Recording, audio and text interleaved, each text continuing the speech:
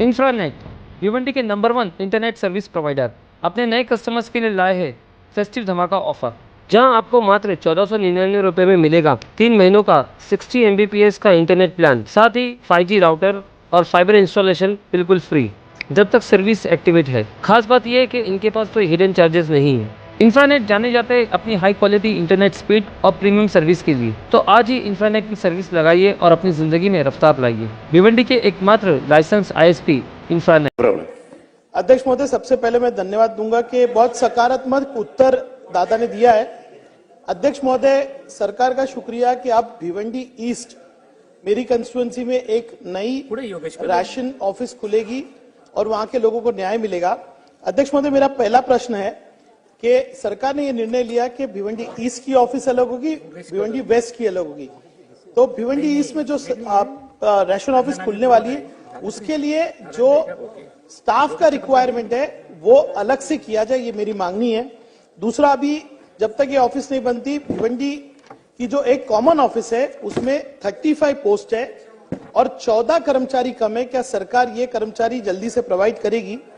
अध्यक्ष महोदय, इस लक्ष्यवेदी के अंदर उत्तर देते हुए जो आज पूरे महाराष्ट्र में विषय है कि ऑनलाइन पद्धति से जो थंब लगाकर जो KYC करके रजिस्ट्रेशन एक लाभार्थी का किया जाता है वो आज हो नहीं पाता। एक परिवार में 5 सदस्य है तो 3 की नोंदनी होती है, 2 का हो नहीं पाता।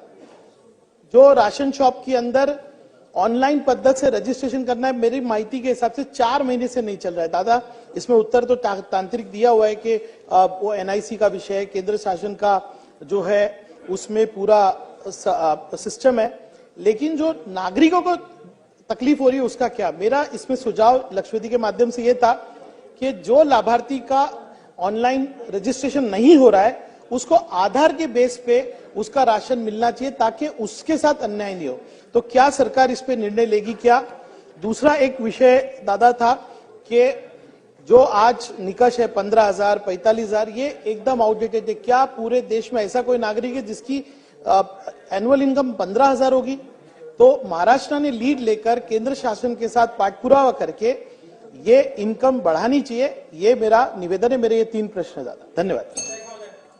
मंत्री महोदय, अरे केंद्र सरकारकडे पाठपुरावा केला जाईल आणि हे निकष बदलण्याच्या करता केंद्राने, हे काही फक्त आपल्या महाराष्ट्रापुरते निकष नाहीत, पूर्ण राज्याला देशाला लागू आहेत, परंतु ते आताचा विचार करता ते बदलले जावेत अशा प्रकारचा प्रयत्न केला जाईल। माझ्या स्तरावर मी स्वतः तशा प्रकारचं पत्र केंद्र सरकारला त्या ठिकाणी पाठवीन।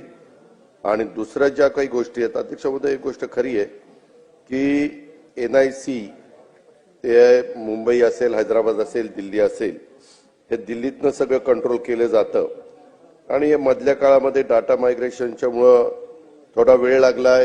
हे रईस खान साहेब, रईस भाई, मी इथं मान्य करतो रईस शेख साहेब, आणि त्याच्यात आता आम्ही सुधारणा केलेली आहे। कुठली नवी पद्धतीची टेक्नॉलॉजी आल्यानंतर किंवा काही नवीन आल्यानंतर थोडासा ते सुरळीत व्हायला जरा वेळ लागतो। त्याच्यामध्ये क्लाउड मायग्रेशन असतं, इतर काही गोष्टी असतात। आता इथून पुढे तुम्ही साधारण, मी ह्याचं ब्रीफिंग घेतलं सकाळी, त्यामध्ये सन्माननीय विधानसभा सदस्य रईस शेख साहेबांनी जे जे मुद्दे उपस्थित केलेले ते मार्गी लावण्याचा प्रयत्न आम्ही उत्तराच्या निमित्तानं केला आहे। तरी देखील भिवंडी पूर्व, भिवंडी पश्चिम आणि भिवंडी ग्रामीण असं 3 आम्ही वेगवेगळे ऑफिसेस त्या ठिकाणी करतो। आपण जे म्हणताय की ऑफिसेसमध्ये स्टाफ कमी आहे, त्याही संदर्भामध्ये लक्ष घालून स्टाफ वाढवण्याची गरज असेल तर तो वाढवण्याच्या संदर्भामध्ये देखील कारवाई त्या बाबतीमध्ये केली जाईल। आणि नागरिकांना स्वस्त धान्य दुकानातून जी काही सर्व्हिस मिळाली पाहिजे ती व्यवस्थित देण्याचा प्रयत्न हा निश्चितपणे विभागाकडून केला जाईल।